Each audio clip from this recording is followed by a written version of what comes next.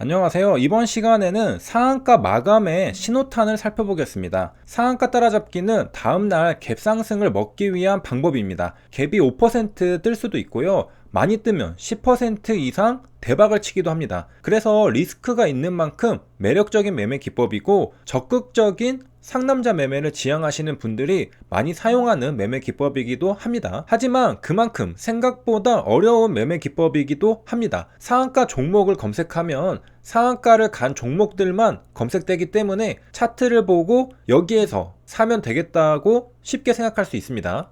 하지만 이건 상한가를 마감시킨 종목들만 검색되었다는 걸 생각해 봐야 합니다. 상한가를 가려다가 실패하고 하락한 종목들도 많다는 걸 생각하면 살벌하다는 걸 느낄 수 있습니다. 만약에 상한가를 갈 줄 알고 20% 이상 고점에서 매수했는데 그대로 윗골이 달리고 하락한다면 단기간에 10%가 넘는 손실을 볼 수도 있는 게 상한가 따라잡기 매매의 리스크입니다. 그렇기 때문에 정확히 상한가를 마감하는 종목들의 특징과 공통점을 최대한 많이 알고 있는 것이 중요합니다. 리스크 관리를 잘못하면 큰 손실을 볼 수도 있기 때문입니다. 반면에 폭탄을 요리조리 잘 피하면서 상한가 가는 종목들만 딱딱 잘 골라내면 단기간에 큰 수익을 낼 수 있는 매력적인 매매 기법이기도 합니다. 그럼 오늘 상한가를 간 종목들을 살펴보면서 구체적으로 살펴보겠습니다. 참고로 저는 이 종목들을 보유하고 있지 않고요. 공부용이니 참고만 해주시길 바랍니다. 부국철강이 상한가를 갔습니다. 거래량은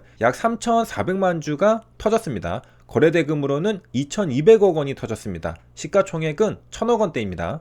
최대주주 지분율은 53%로 유통 물량이 작습니다. 시가총액이 1,000억 원대인데 유통 물량은 50% 수준이라면 실제로는 500억 원이라고 간주해도 됩니다. 누군가 50억 원어치만 매수해도 유통 물량의 10%를 잠궈버릴 수 있습니다. 재료도 있어야 하겠죠. 이낙연 지지율이 반등했으므로 부국철강도 상승했습니다. 그렇다면 상한가 마감의 신호탄은 어디에 있을까요? 여기에 있습니다. 횡보하다가 갑자기 장대 양봉이 하나 툭 튀어나오죠. 이게 상한가 마감의 신호탄입니다. 20% 이상 상승해서 상한가 부근에서 횡보하고 있던 종목이 갑자기 1분 봉상 장대 양봉이 하나 출현하면 눈여겨봐야 합니다. 그리고 5분 뒤 상한가를 마감시킵니다. 지켜보고 있다가 상한가를 들어갈 때 따라붙을 수도 있지만 생각보다 손이 빠르지 않으면 놓칠 수도 있습니다. 그래서 손이 느리거나 내가 못 잡을 것 같다면 마지막 상한가를 들어가기 전에는 미리 매수해 볼 수 있을 겁니다.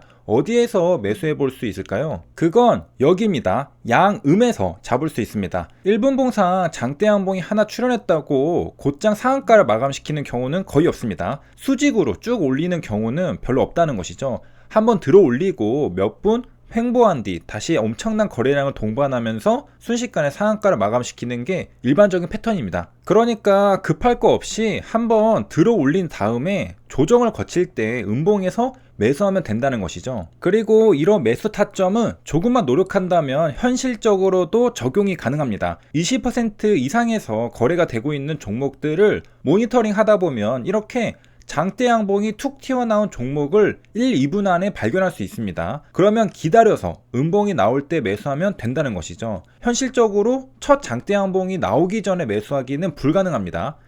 20% 이상 상승한 종목 중에 상한가를 갈 종목을 미리 구별해내는 건 굉장히 어렵습니다. 충분히 상한가를 갈 것 같은 종목도 상한가를 못 가고 하락하는 경우가 많기 때문이죠. 그래서 상한가 마감의 신호탄을 확인하고 매수에 들어가는 게 확률을 높이는 방법이 됩니다. 그러므로 1분 봉상 장대 양봉이 출현하기 전에는 매수하기 힘들지만 1분 봉상 장대 양봉이 출현하고 나서 발견한 뒤 매수하기에는 충분히 가능합니다. 부지런하게 모니터링만 한다면 말이죠.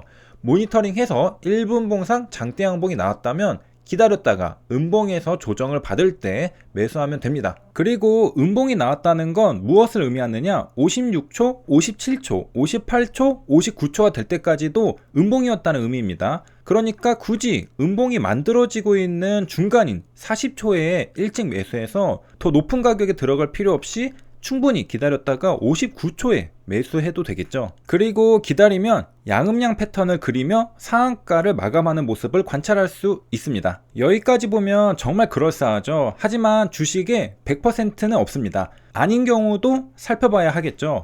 한샘K는 아닌 경우입니다. 부국철강과 한세MK는 모두 같은 날에 상승한 종목들입니다. 비교하기 좋겠죠. 한세MK는 1시에 상승하기 시작해서 전고점을 뚫는 장대 양봉이 출현했습니다. 그리고 기다리니까 역시 음봉이 나왔습니다. 부국철강의 사례처럼 저기에서 매수해 볼 수 있을 겁니다. 그 다음은 어떻게 되었을까요? 양음양 패턴을 그리면서 상한가로 직행했을까요? 그러지 않고 횡보하기 시작합니다. 벌써 여기에서부터 양음양 패턴이 깨졌다는 걸 알 수 있죠. 그러면 뭔가 일단은 잘못되었다는 뜻이기도 합니다. 상한가 마감의 신호탄, 장대 양봉이 나온 뒤 더 오르지 못하고 횡보한다? 오르지 못하는 어떤 이유가 있는 겁니다. 그러니까 소폭 음봉이 출현합니다. 단기 지지선을 깨고 내려오는 것이죠. 양봉이 나와야 하는데 음봉이 나왔습니다. 횡보도 아니고 음봉이 나오면서 가격이 하락한 건 훨씬 잘못되었다는 시그널이죠. 최소한 저기에서는 손절하고 탈출해야 합니다. 횡보에도 시원찮을 판에 음봉이 나왔기 때문이죠. 원래는 양봉이 나오면서 상한가를 마감해야 하는데 말입니다. 그러니까 어떻게 되었느냐? 조금씩 가격이 밀리기 시작하더니 장대 음봉이 나오면서 추세가 한 번에 무너져 내려버렸습니다. 그러니까 상한가를 갈 줄 알고 탑승했던 투자자들의 실망 매물이 투하된 거라고 볼 수 있습니다. 갈 줄 알고 매수해서 버텼는데 결국 못 가니까 던져버린 겁니다. 그리고 상한가를 마감시키지 못하는 시그널은 우리는 두 가지를 볼 수 있었습니다. 첫째는 상한가 마감을 알리는 신호탄, 장대 양봉이 나오고 음봉이 출현할 때 매수했는데 그 다음 양봉이 아니라 횡보하는 모습에서 뭔가 꺼림칙하다는 걸 느낄 수 있었고요. 그 다음 두 번째는 횡보하는 것도 모자라 단기 지지선을 깨는 첫 음봉이 출현했다는 것입니다. 이 두 가지 시그널에서 상한가를 가야 하는데 못 가는구나 알 수 있다는 겁니다. 부국철강은 몇 분 뒤 장대 양봉이 나오면서 상한가를 마감시켜버리는 것과 대조가 되는 부분입니다. 그렇게 횡보하다가 첫 음봉이 출현하니까 몇 분 뒤 대량 매도와 함께 장대 음봉이 나오면서 추세가 전부 무너지게 됩니다. 만약에 상한가를 기대하고 팔지 않고 기다렸던 투자자가 있다면 단기간에 큰 손실을 볼 수 있는 자리였습니다. 그리고 차이점은 한 가지 더 있는데요. 그건 바로 부국철강은 첫 상한가라는 사실입니다.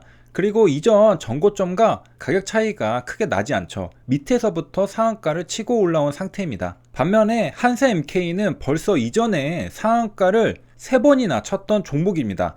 그리고 이미 상당히 오른 상태에서 또 한 번 장대 양봉이 나오는 자리였던 겁니다. 고점이라 위태로워 보이죠. 그러니까 저점 부근에서 첫 상한가는 강력한데 이미 상한가도 몇 번 치고 고점에서 또 한 번 상한가를 도전하는 건 힘이 약하고 실패할 확률이 높다는 겁니다. 세 줄 요약입니다. 반드시 이렇게 되는 건 아니지만 오늘 공부해 본 건 부국철강과 한세MK의 비교였습니다. 상한가 마감을 알리는 첫 신호탄은 20% 이상 횡보했던 종목이 1분 봉상 장대 양봉이 출현할 때였습니다. 기다리면 음봉이 나오는데 그때 매수하면 됩니다. 그리고 몇 분 뒤 상한가를 가는 걸 알 수 있습니다. 그런데 상한가 양봉이 아니라 횡보하거나 단기 지지선을 깨는 음봉이 출현하면 뭔가 잘못되어 가고 있다는 시그널입니다. 그때는 매도하면서 탈출해야 합니다. 급락이 나오면서 큰 손실을 볼 수 있습니다. 여기까지 시청해주셔서 감사합니다.